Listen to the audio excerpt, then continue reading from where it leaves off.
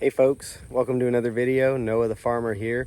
Today I'm harvesting out some crops and doing a couple bed flips, and just wanted to walk you through our process of how we flip beds here in the No Dig Market Garden at Wild East.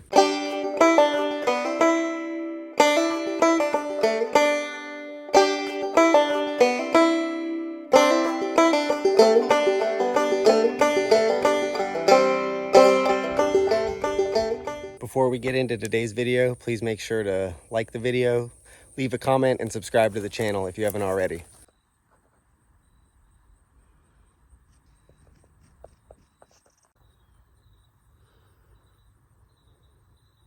We've got some Napa cabbage in this bed I'm going to be pulling out, as well as a bed of radishes on that side of the garden. And the idea is that in just a few passes with nothing but hand tools, it'll go from picking out the Napa that's left to being fully ready to get a new crop in. So for crops like this, cabbage, head lettuce, etc., we'll cut the crop out, and then in the same pass I'll come through and cut just below soil level so that there's a nice smooth surface, and the roots, the majority of the roots, are still left in the ground. And then we'll come back through and put just a couple buckets of compost on top and rake it out.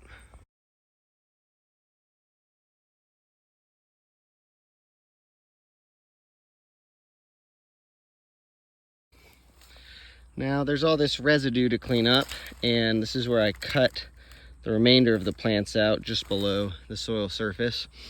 And these are scraps that are going straight to the piggies, and they love Napa scraps.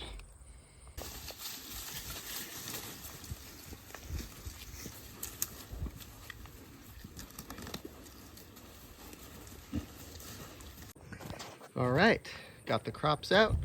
Next up, we're gonna put 3 to 4 buckets of compost per bed. Got the handy tractor bucket to move it around, and I just pour it on by hand.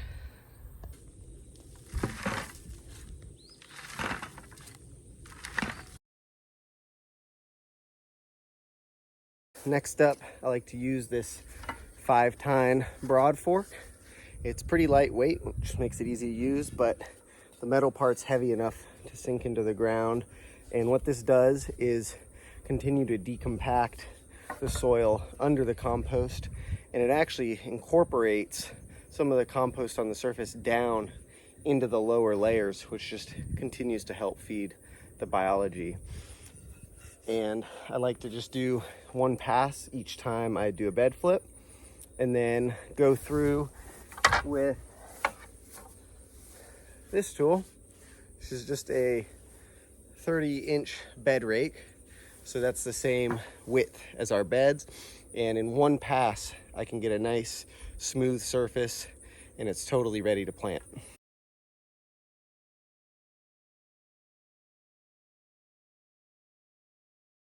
So you can see I'm going through and I'm stepping on this bar and using the handles to pry the soil back.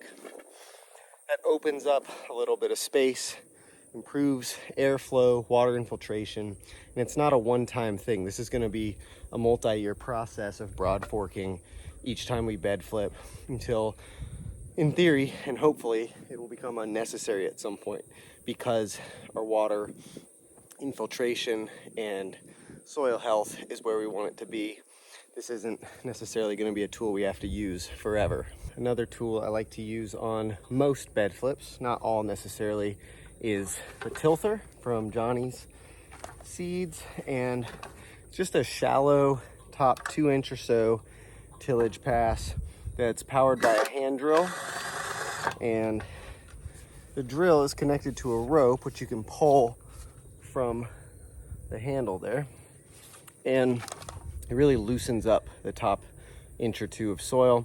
And if you're applying amendments on a bed flip, helps incorporate that, and it makes it easier to rake a nice flat surface with the bed rake.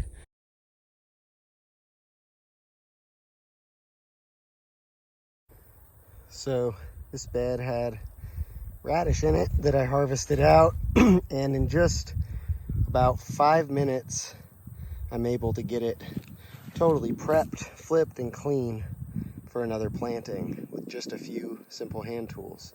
Thanks for watching another video. That was just a quick one on how we go from one crop to another in this no-till system.